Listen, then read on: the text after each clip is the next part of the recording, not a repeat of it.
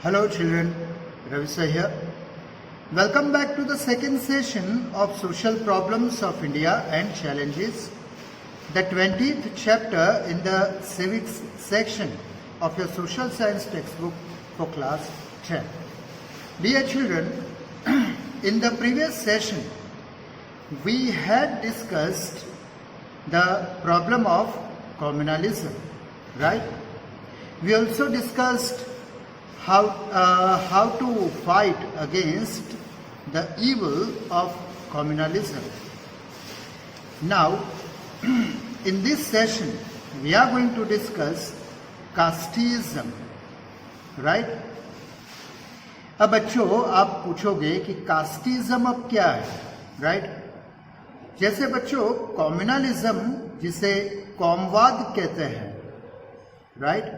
कौमवाद कहते हैं, उसी प्रकार कास्टिज्म को जातिवाद कहते हैं, राइट? यानी जात पात वगैरह का जो भेदभाव होता है उसे हम जातिवाद यानी कास्टिज्म कहते हैं, राइट? अब इस कास्टिज्म को हम इन पॉइंट्स इन कॉन्टेक्स्ट में डिस्कस करने वाले हैं। पहले तो हम देखेंगे कि कास्टिज्म की शुरुआत कैसे हुई, उसके बाद शेड्यूल कास्ट और शेड्यूल ट्राइब कैसे आए, और उसके बाद हम देखेंगे कि ये शेड्यूल कास्ट और शेड्यूल ट्राइब के लिए गवर्नमेंट ने कैसे कैसे प्रोविजंस करके रखे हैं, राइट? तो पहले हम शुरुआत करते हैं ओरिजिन ऑफ कास्टिज्म। तो बच्चों कि कास्टिज्म जैसे हम जातिवाद कहते हैं, राइट? इसका डायरेक्ट कनेक्शन अगर देखा जाए तो आर्यन सिविलाइजेशन से है, राइट? जब यहाँ आर्यंस आए थे बच्चों, तब उन्होंने जो सिविलाइजेशन इस्टेब्लिश की थी, उस आर्यन सिविलाइजेशन में कि they used to follow one वर्ण व्यवस्था, और यू कैन से वर्ण सिस्टम। दैट इज एक प्रकार का क्लासिज्म उन्होंने शुरू किया था, जिसमें 4 वर्ग थे, राइट? नंबर 1 था कि जिसे कहते थे ब्राह्मण, राइट? दूसरा वर्ग था क्षत्रिय, राइट? ये हुआ क्षत्रिय। दूसरा कि तीसरा नंबर कि वैश्य जिन्हें कहते थे, राइट? और चौथा लास्ट वन जो था वो था शूद्र। अब बच्चों, अब आपको ये ख्याल आएगा, ये सवाल होगा कि इसकी जरूरत क्या पड़ी थी? ऐसे ब्राह्मण, क्षत्रिय, राइट, वैश्य और शूद्र, इन 4 वर्गों का निर्माण क्यों हुआ था? तो बच्चों उस समय कि पूरी जो आर्यन सिविलाइजेशन थी उसमें ये तय किया गया था कि किन लोगों को कौन से काम करने हैं। फॉर एग्जाम्पल, ब्राह्मण थे, वो या तो टीचर्स थे या तो लेट अस से रिलीजियस सेरेमनीज करते थे, पुजारी होते थे, राइट? रिलीजियस सेरेमनीज करने वाले पुजारी हुआ करते थे। क्षत्रिय थे, वे या तो किंग्स थे, सोल्जर्स थे, उन्हें क्षत्रिय कहा जाता था। उनका काम था कि देश की रक्षा करना, राइट? और देश में कानून व्यवस्था बनाए रखना। उसके बाद आता है बच्चों वैश्य, that is business class people, right? कि उनका काम था कि बिजनेस करना। और आखिर में जो है बच्चों शूद्र, तो शूद्र का काम क्या था बच्चों कि इन तीनों क्लासेस को सर्विस प्रोवाइड करना, राइट, उनके यहाँ नौकरियां करना, राइट। तो अब बच्चों शुरुआत में जो वर्ण व्यवस्था थी, वर्ण सिस्टम थी, वो कैसी थी कि उसका एक नियम था कि it was based on occupation, वो ऑक्यूपेशन बेस्ड थी, राइट। ऑक्यूपेशन बेस्ड यानी देखो कि अगर ब्राह्मण का लड़का है वो आगे जाकर पढ़ाई नहीं करता कुछ, ओके, और बिजनेस करने लगता है, राइट। अगर ये ब्राह्मण का लड़का है वो बिजनेस करने लगता है तो क्या कहा जाएगा, उसे ब्राह्मण नहीं कहा जाएगा, तो उसे क्या कहा जाएगा, वैश्य कहा जाएगा। यानी पिताजी माँ बाप होंगे ब्राह्मण लेकिन लड़का होगा वैश्य। वैसे ही अगर शूद्र का लड़का है वो आगे बढ़कर आगे जाकर पढ़ाई लिखाई करता है, शास्त्रों का अध्ययन करता है, तो आगे जाकर या तो वो टीचर बन जाता है या तो कोई पुजारी बन जाता है, तो उसे क्या कहते थे, तो वो ब्राह्मण कहलाता था। यानी माता पिता शूद्र लेकिन लड़का ब्राह्मण कहलाता था।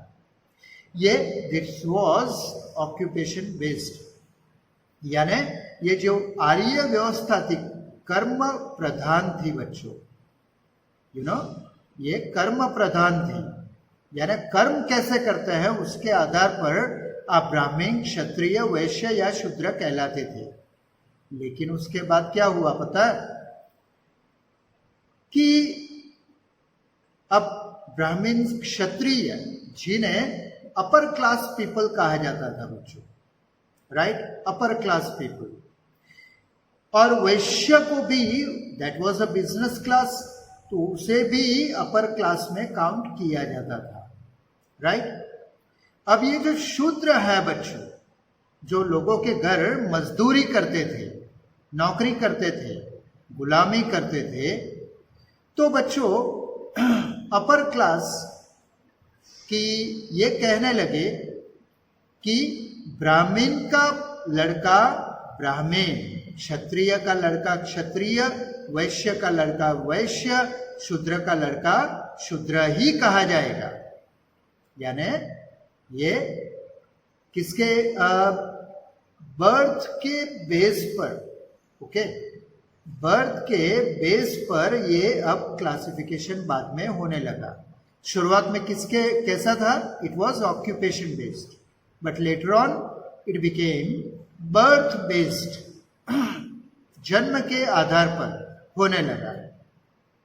अब आगे जाके क्या प्रॉब्लम होने लगी बच्चों कि ब्राह्मण, क्षत्रिय, वैश्य पैसे, नाम, शोहरत, they enjoyed good rights in the society. लेकिन ये जो शूद्र वर्ग था बच्चों, ये जो शूद्र वर्ग था, उन्हें ये सारे राइट्स दिए जाते नहीं थे। उन्हें कहा जाता था कि you belong to a lower caste. इसे लोअर कास्ट कहा जाने लगा बच्चों। क्या? Lower caste, right. अब ये लोअर कास्ट है बच्चों, आगे जाके क्या होने लगा कि ये लोअर कास्ट की उन्हें, जिन्हें शूद्र कहा जाता था, यानी दो कास्ट आ गई, एक तो अपर कास्ट, राइट, और दूसरा लोअर कास्ट। अब ये upper caste, history is the witness बच्चों। इतिहास अगर आप उठा के देखो तो आपको पता लगेगा कि ये अपर कास्ट लोअर कास्ट को ज्यादा राइट्स सोसाइटी में उनको देते नहीं थे, उनके साथ भेदभाव किए जाते थे, राइट। और इसीलिए ये एजुकेशनली, सोशली और इकोनॉमिकली दे रिमेन बैकवर्ड। जो ज्यादा पैसे वाले जो व्यवसाय थे, ऑक्यूपेशंस थे, वो अपर क्लास वालों ने रख लिए, और जो लोअर यानी पेमेंट वाले, लोअर पेमेंट वाले, लोअर सैलरीज वाले, जिसमें ज्यादा इनकम नहीं होती, ऐसे सारे काम शूद्र लोगों को दे दिए, राइट। ये भेदभाव हुआ और इनको पढ़ाई लिखाई का भी राइट नहीं था उस समय, इसलिए शास्त्रों में क्या लिखा है बेचारों को पता नहीं था, राइट। और इसीलिए सोशली, इकोनॉमिकली, एजुकेशनली ये शूद्र है बैकवर्ड रह गए बच्चों, राइट। ये बैकवर्ड रह गए, ये आगे प्रोग्रेस नहीं कर पाए इन लोगों की तरह, और इसीलिए ये बैकवर्ड क्लास भी कहा जाने लगा।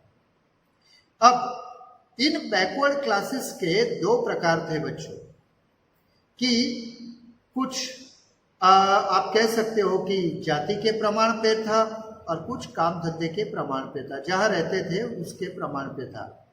और इसी बैकवर्ड कम्युनिटी, बैकवर्ड कास्ट जिसे जो कहने लगे बैकवर्ड कास्ट, उसी में से एससी और एसटी का कंसेप्ट अस्तित्व में आया, राइट। ये एससी और एसटी, शेड्यूल कास्ट और शेड्यूल ट्राइब, सदियों तक बच्चों, राइट, सदियों तक इन्होंने, लोअर कास्ट पीपल ने बैकवर्ड लाइफ जीते रहे, राइट। उन्हें अच्छी जिंदगी जीने का मौका मिला ही नहीं, अनपढ़ रहे, गंवार रहे, राइट। बैकवर्ड एरियाज में रहने को मजबूर थे, पुअर कंडीशन में रहते थे, बहुत ही गरीब कंडीशन में रहते थे, राइट ना बच्चों। और इसीलिए जैसे हमने देखा ना कि ये जातिवाद जैसे अस्तित्व में आया, वैसे ही आगे का कंसेप्ट अब आता है बच्चों। कौन सा कंसेप्ट? जैसे हमने देखा कि ये जो ओरिजिन ऑफ कास्टिज्म, ये जातिवाद अस्तित्व में आया, अब उसमें से शेड्यूल कास्ट और शेड्यूल ट्राइब का जन्म हुआ। अब शेड्यूल कास्ट किसे कहते हैं और शेड्यूल ट्राइब किसे कहते हैं, वो जरा हम देख लेते हैं, राइट।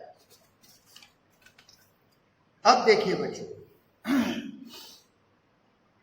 कि शेड्यूल कास्ट और शेड्यूल ट्राइब कैसे डिसाइड होती है। अब शेड्यूल कास्ट में कौन कौन सी कास्ट आनी चाहिए और शेड्यूल ट्राइब में कौन कौन सी कास्ट आनी चाहिए, ये डिसीजन कौन लेता है? President of India. यानी ये मत समझिएगा कि ये प्रेसिडेंट ऑफ इंडिया खुद ये लिस्ट बनाने के लिए बैठते हैं, नहीं, ऐसा नहीं है।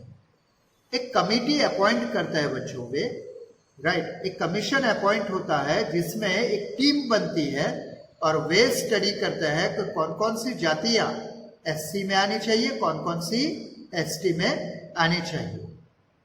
और शेड्यूल कास्ट की जातियां नक्की करने के लिए जो प्रेसिडेंट ऑफ इंडिया को पावर्स किससे मिलते हैं? आर्टिकल 341 जो हमारे कॉन्स्टिट्यूशन में लिखी गई है, हमारे कॉन्स्टिट्यूशन में बाबा साहेब आम्बेडकर जो लिख के गए हैं, आर्टिकल 341 के तहत प्रेसिडेंट ऑफ इंडिया को ये पावर्स मिलते हैं कि वे शेड्यूल कास्ट की ट्राइब कास्ट नक्की करें, डिसाइड करें। वैसे ही शेड्यूल ट्राइब में कौन कौन सी जाति या कास्ट आती हैं, वो डिसाइड करने के लिए आर्टिकल 342 उनको पावर्स देती है, राइट। ओके, तो शेड्यूल कास्ट कैसे डिसाइड की गई? कौन कौन सी जातियां शेड्यूल कास्ट में आनी चाहिए? तो डिसाइड किया गया जो कास्ट, जिन कास्ट को अनटचेबल्स कहा जाता था, एक जमाने में उनको अनटचेबल्स कहा जाता था, यानी हिंदी में अगर कहें तो उन्हें अछूत कहा जाता था, राइट। देखो कितनी नाइंसाफी होती थी बच्चों, लोअर कास्ट शूद्र कम्युनिटी के साथ कैसे नाइंसाफी होती थी। उन्हें अनटचेबल्स कहा जाता था, यानी अपर कास्ट वाले उन्हें कहते थे कि अगर उन्हें छू भी लिया जाए तो हम अपवित्र हो जाएंगे, राइट। तो इसीलिए उन्हें अछूत कहा जाता था, यानी they can not be touched even, right. तो जिन जिन कास्ट को अनटचेबल्स कहा जाता था, तो उन सभी कास्ट को एससी कास्ट में इंक्लूड किया गया अंडर आर्टिकल 341। और दूसरी भी कई ऐसी जातियां थी बच्चों कि जो जियोग्राफिकल लोकेशन के बेस पे डिसाइड की गई, जो शेड्यूल्ड ट्राइब कहलाई। अब जियोग्राफिकल लोकेशन कैसा क्या होता है ये समझ लो कि बच्चों कई ऐसी जो कास्ट थी, लोग थे, कम्युनिटीज थी जो बैकवर्ड एरियाज में, रिमोट बैकवर्ड एरियाज में, फॉरेस्ट एरियाज में रहते थे, आदिवासी इलाकों में रहते थे, राइट।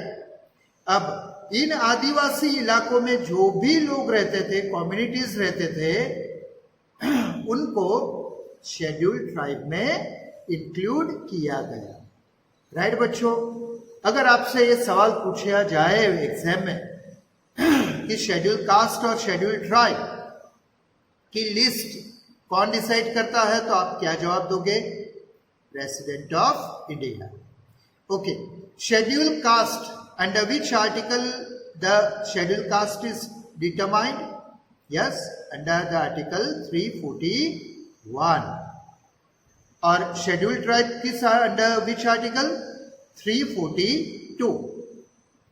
और शेड्यूल कास्ट का बेस क्या है डिसाइड करने का? तो untouchability is the base to decide the schedule caste. और शेड्यूल ट्राइब डिसाइड करने का क्या बेस है? जियोग्राफिकल लोकेशन के आधार पर ये डिसाइड की जाती है। समझे बच्चों? याद रहेगा, राइट। अब बच्चों हम आगे देखेंगे कि इन शेड्यूल कास्ट और शेड्यूल ट्राइब जो पिछड़ी जाति कहलाती थी उस समय से, उन्हें पिछड़ा रखा गया था बच्चों जानबूझकर। तो उनको आगे आने के लिए हमारे कॉन्स्टिट्यूशन में जो प्रोविजंस किए गए हैं एससी और एसटी के लिए, जो पिछड़ गए थे, राइट, मेन स्ट्रीम से, यानी जो common people, open category, general category के लोग हैं, उनको सारे मौके मिले लेकिन उनको मौके नहीं दिए गए। तो उनको भी अगर देश को अगर बच्चों आगे लाना है तो उनका भी कोऑपरेशन चाहिए, एससी और एसटी का, राइट ना। उनके सपोर्ट के बिना, उनके कोऑपरेशन के बिना हम देश को आगे नहीं ले जा सकते बच्चों। तो गवर्नमेंट ने डिसाइड किया कि चलो ये एससी और एसटी यहाँ पर हैं और जो अपर क्लास के लोग जो है यहाँ पर हैं, तो अब क्या किया जाए? तो एक किया जाए तो उनको, ये अगर बाइसिकल पर चल रहे हैं तो चलो इन्हें थोड़ा मोपेड दिला दे कुछ समय के लिए, ताकि इनके साथ ये आ जाए, ताकि ये दोनों एक साथ आगे बढ़े, राइट।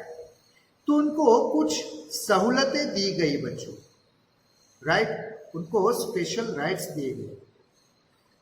तो कौन कौन से प्रोविजंस, ये कौन कौन से प्रोविजंस किए गए उनके लिए? एक तो दो प्रकार के थे, एक तो थे जनरल प्रोविजंस और दूसरे थे स्पेशल प्रोविजंस। अब जनरल प्रोविजंस यानी क्या बच्चों? जनरल प्रोविजंस यानी वे सभी राइट्स जो ओपन कैटेगरी या तो जनरल कैटेगरी वाले लोगों को दिए जाते हैं, वे सभी राइट्स एससी और एसटी को दिए गए। पहली बात, यानी दोनों में पहली बात तो इक्वालिटी स्टैब्लिश कर दी गई। जो जो राइट्स जनरल कैटेगरी को मिले हैं वे सभी राइट्स एससी और एसटी को दिए गए, यानी बराबरी हो गई।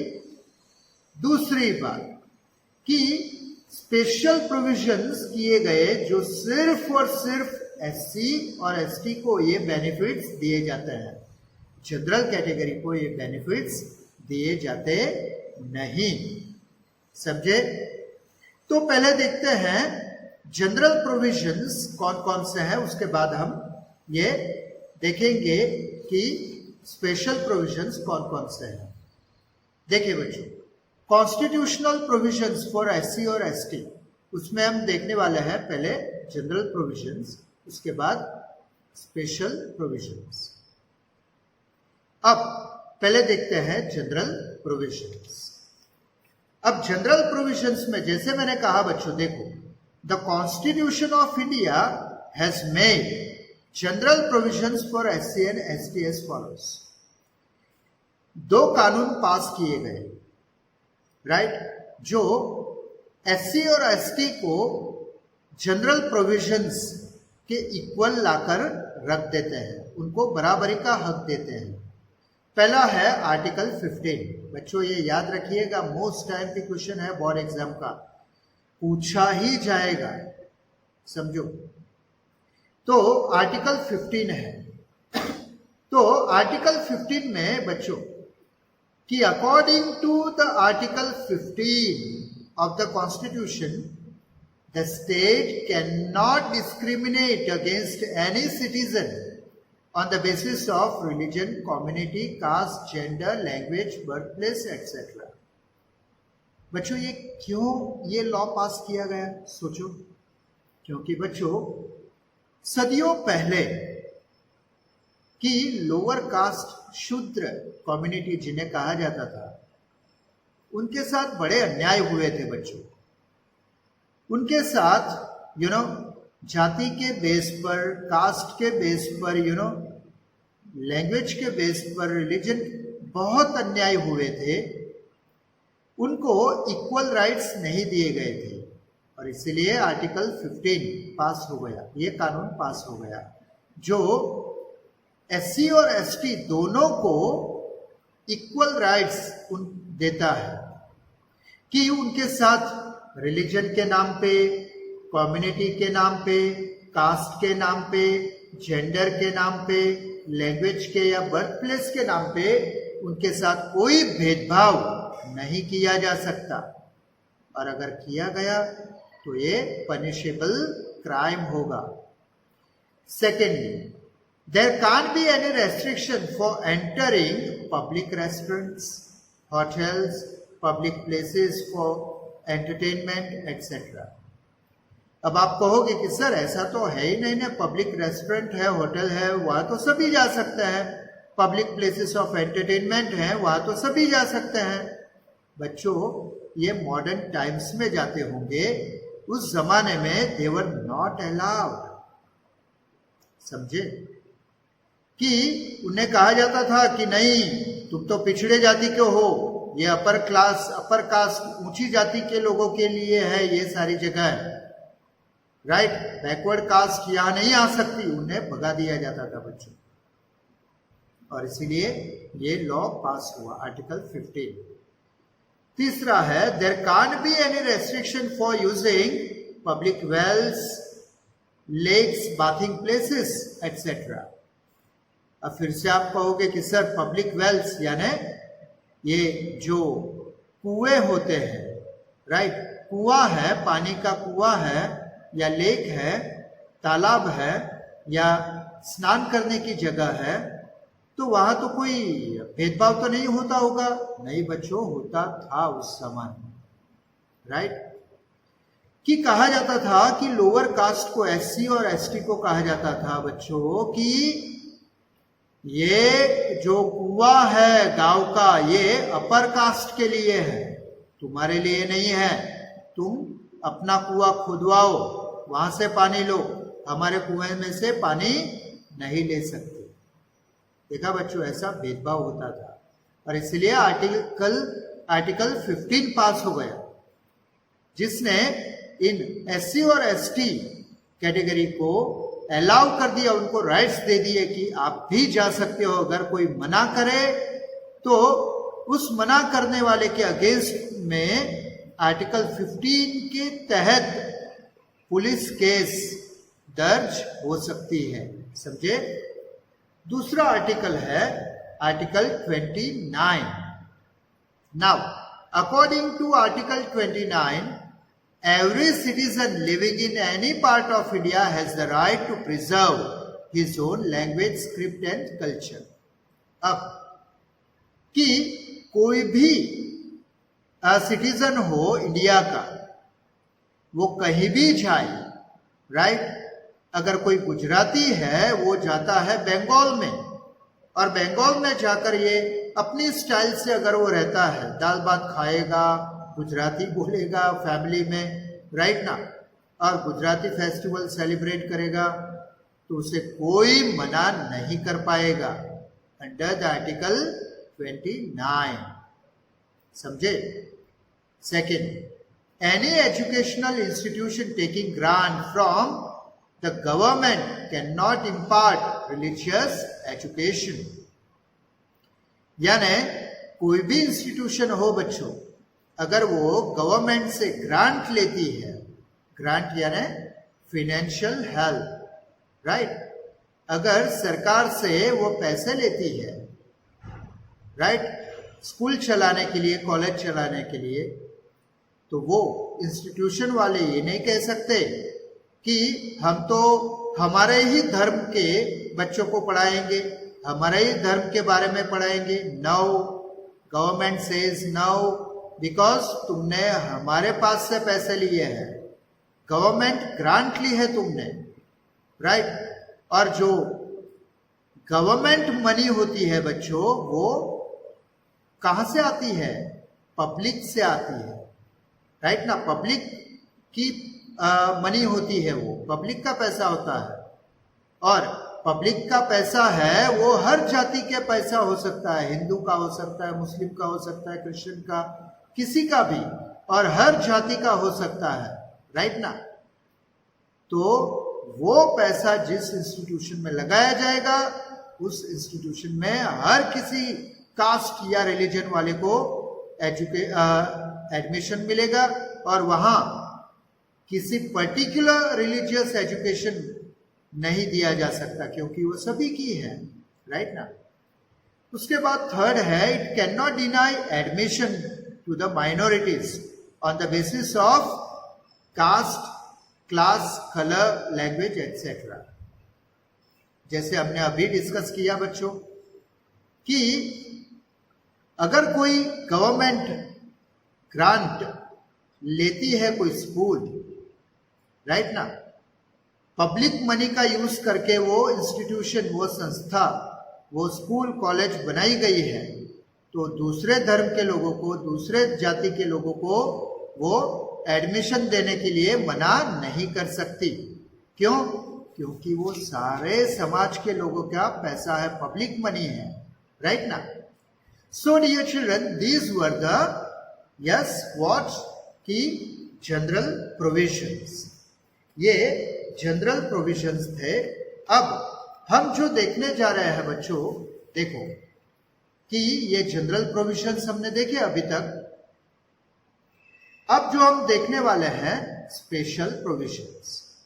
अब जनरल प्रोविजंस में किन किन को राइट्स, जो जनरल कैटेगरी के लोग थे, राइट ना, उनको जो राइट्स दिए गए हैं, वो सभी राइट्स एससी और एसटी को मिलते हैं. इक्वल राइट्स, इनको जो राइट्स हैं वो इनको मिलते हैं.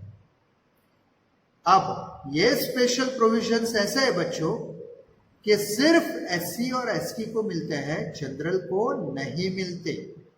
That's why they are called special provisions which are meant only for SC and ST. अब इन स्पेशल प्रोविजंस में बच्चों हम ये भी देखेंगे कि कुछ लॉज ऐसे हैं, प्रोविजंस कि जो कलेक्टिवली दोनों के लिए है, कुछ लॉ ऐसे हैं जो सिर्फ एससी के लिए है, एसटी के लिए नहीं, जनरल के लिए नहीं. कुछ लॉज ऐसे हैं जो एसटी के लिए है, एससी के लिए नहीं, जनरल के लिए तो बिल्कुल नहीं, राइट बच्चों? तो अब हम स्पेशल प्रोविजंस देखते हैं जो जनरल कैटेगरी के लोगों को मिलते नहीं, राइट? अब देखो स्पेशल प्रोविजंस में पहले कौन से देखेंगे? Special provisions for both SC and ST, दोनों के लिए, राइट? देखिए The Constitution of India has made special provisions for SC and ST as follows. पहला आता है article 46. According to the Article 46 of the Directive Principles of State Policy, the state takes care of the social, educational and economic interest of SC and ST and protects them against social injustice and exploitation.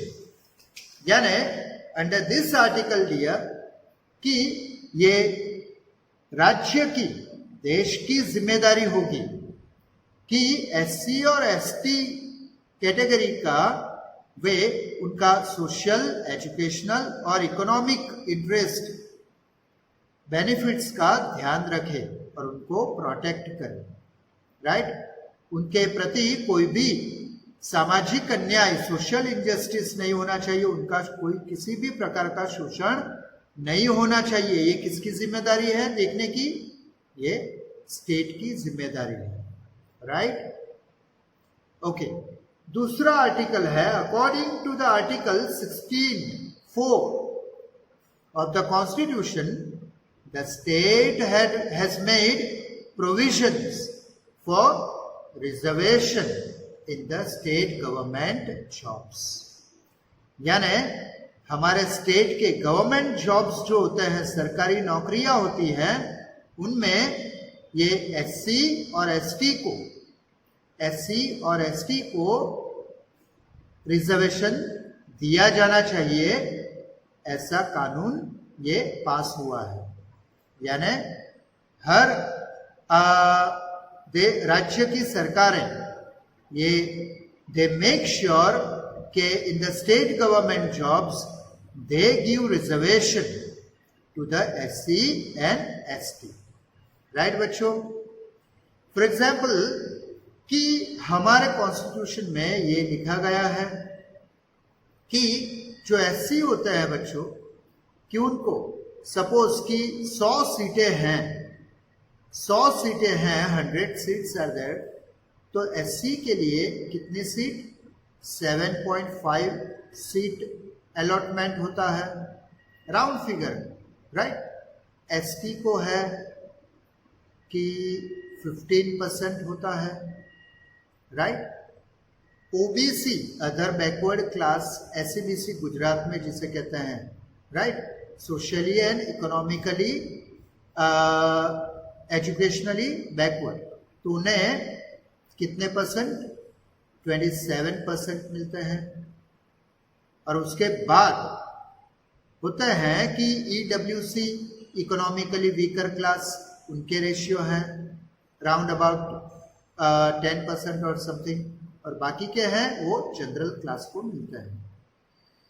तो admissions के बारे में और government jobs के बारे में भी उनको इस प्रकार उनके लिए रिजर्वेशन रखा जाता है. राइट? आगे, according to the articles 330, 332 and 334 of Constitution, seats are reserved for SC and ST in the Gram Panchayat, municipalities, state assembly and the parliament.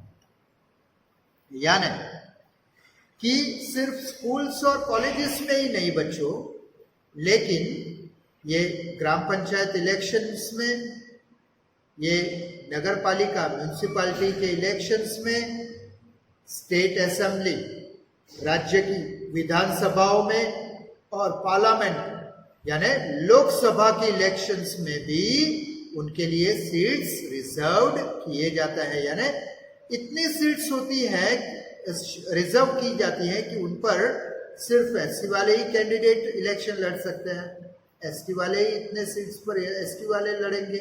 Right ना? और बाकी के सीट्स पर ओपन कैटेगरी या तो जनरल कैटेगरी के लोग इलेक्शंस लड़ सकते हैं. तो आपको ये सवाल पूछा जा सकता है कि स्टेट गवर्नमेंट जॉब्स में एससी और एसटी को रिजर्वेशन अंडर विच आर्टिकल मिला है? तो आर्टिकल 64. राइट? दूसरी बात कि पार्लियामेंट में, ग्राम पंचायत इलेक्शंस में जो रिजर्वेशन किए जाते हैं एससी और एसटी के लिए, वो under which article? Under the article 330, 332, 334 of the constitution. बच्चों यहां जो हमने बात की, पार्लियामेंट में दो हाउसेस हैं, लोकसभा और राज्यसभा, राइट ना? राज्यसभा जिसे अपर हाउस कहते हैं और लोअर हाउस को लोकसभा। तो लोकसभा में यानी लोअर हाउस में रिजर्वेशन है एससी और एसटी के लिए। लेकिन in the Rajya Sabha, upper house of the Indian parliament, there is no reservation. Rajya Sabha में कोई रिजर्वेशन नहीं होता, सिर्फ लोकसभा में रिजर्वेशन होता है। आपको 1 मार्क के लिए एक सवाल पूछा जा सकता है बच्चों कि in which house of the Indian parliament there is no reservation? तो इन राज्यसभा, राइट, अपर हाउस में। आगे ये सारे आर्टिकल्स के सिवा बच्चों कि एससी और एसटी के लिए हमारे कॉन्स्टिट्यूशन में under 5 plans hostels have been opened and scholarships were offered to the SC and ST students। यानी कि ये प्रोविजन किए गए हैं स्पेशल प्रोविजंस में, ये एससी और एसटी स्टूडेंट्स के लिए, अगर उनके घर में झोपड़े में रहते हैं, बेचारे गरीब हैं, वो पढ़ नहीं पाते अच्छी तरह से, तो हॉस्टल्स उनके लिए खोले गए हैं जहां सिर्फ और सिर्फ एससी और एसटी स्टूडेंट्स रह सकते हैं, और वो भी फ्री ऑफ चार्ज, राइट। दूसरी बात है, उनको स्कूल में स्कॉलरशिप्स भी दी जाती हैं उनको एनकरेज करने के लिए, राइट। आगे coaching classes for competitive exams have been open for SC ST students.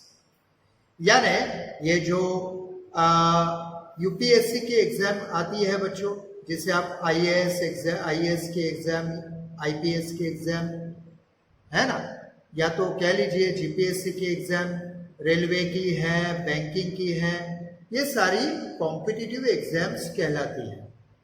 तो इन सारी कॉम्पिटिटिव एग्जाम्स के लिए बच्चों फ्री कोचिंग क्लासेस खोले जाते हैं, किनके लिए? सिर्फ एससी एसटी स्टूडेंट्स के लिए, free of charge, right.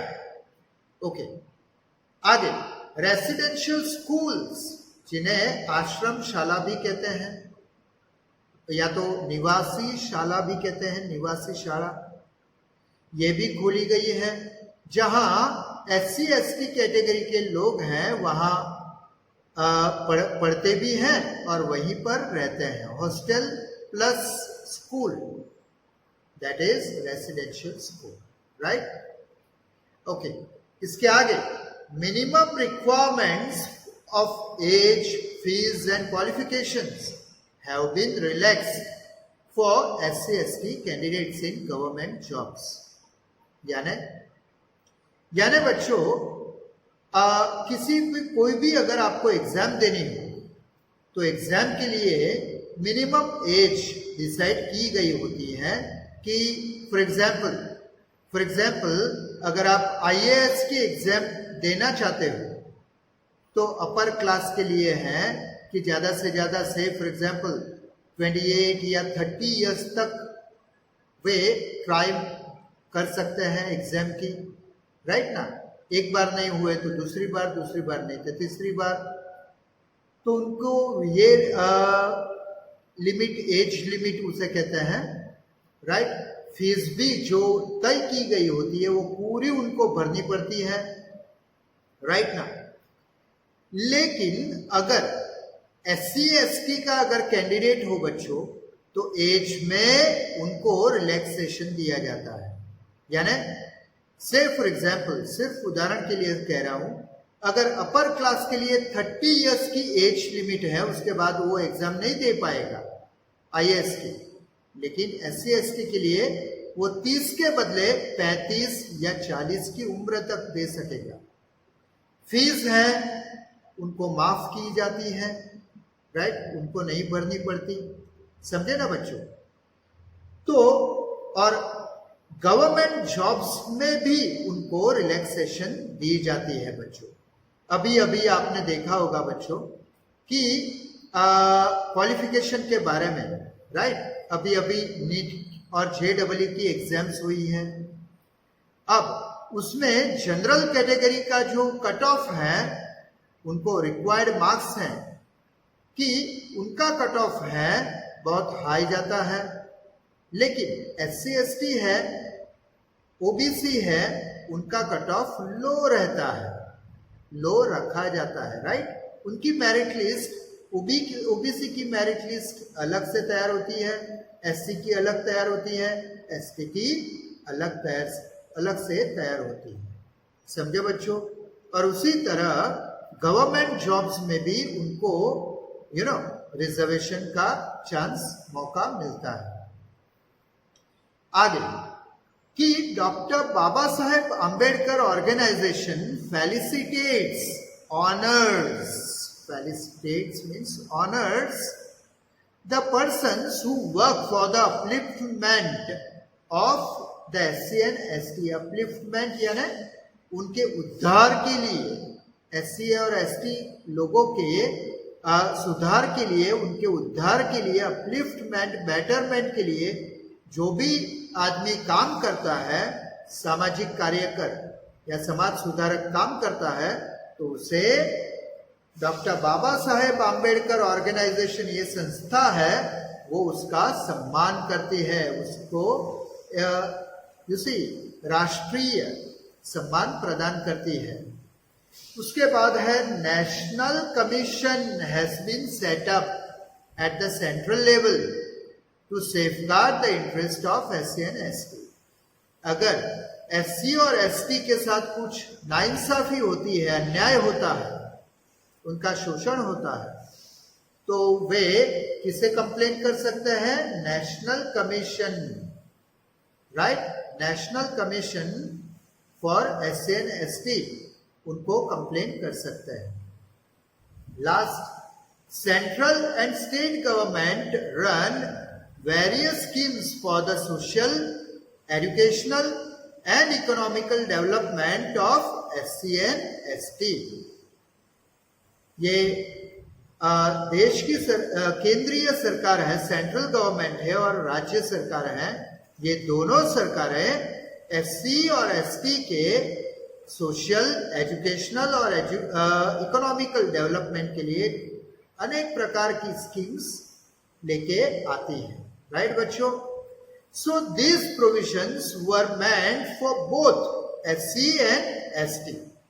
Now अब देखते हैं कि कौन से ऐसे प्रोविजंस हैं जो सिर्फ और सिर्फ एससी के लिए है, सिर्फ ओनली फॉर एससी, राइट।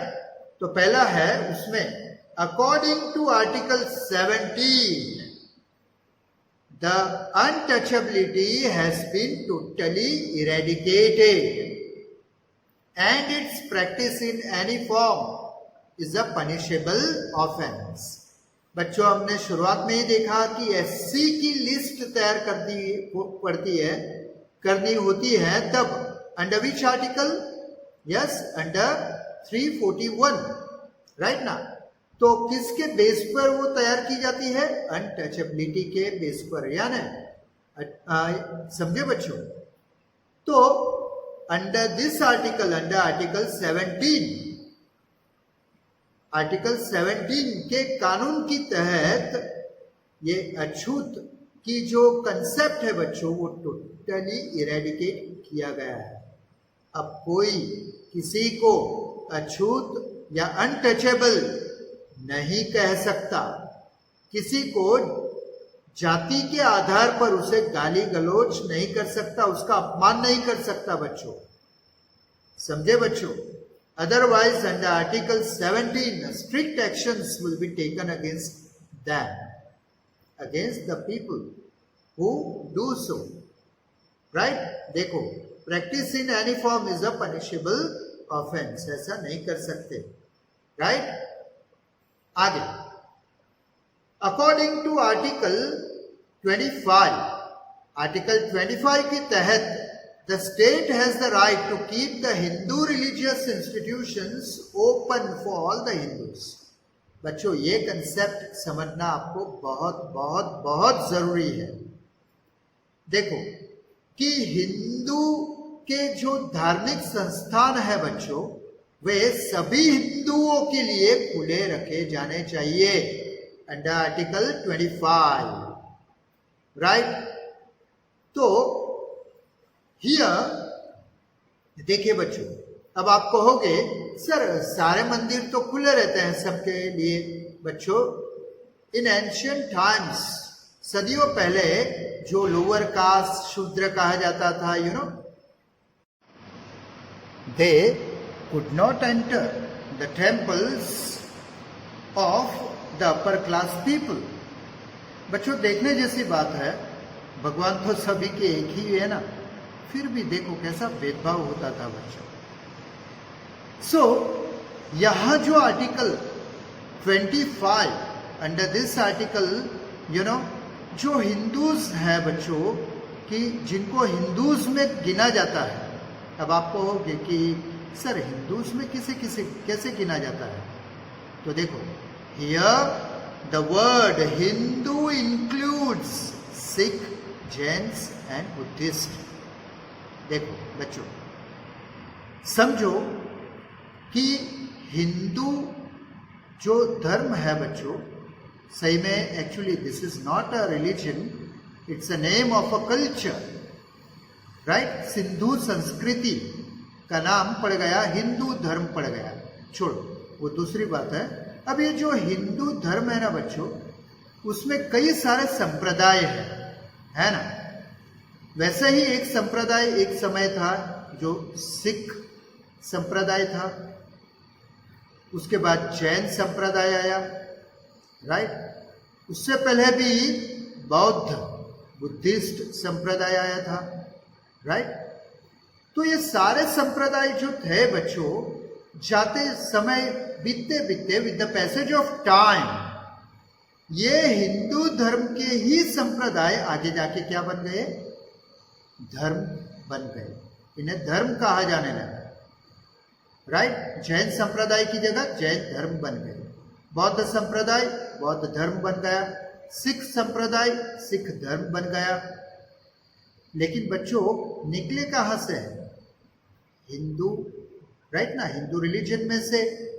और इसीलिए इन सभी को हिंदू ही कहा जाता है, सिख हो, बुद्धिस्ट हो या जैन हो, these all are Hindus only.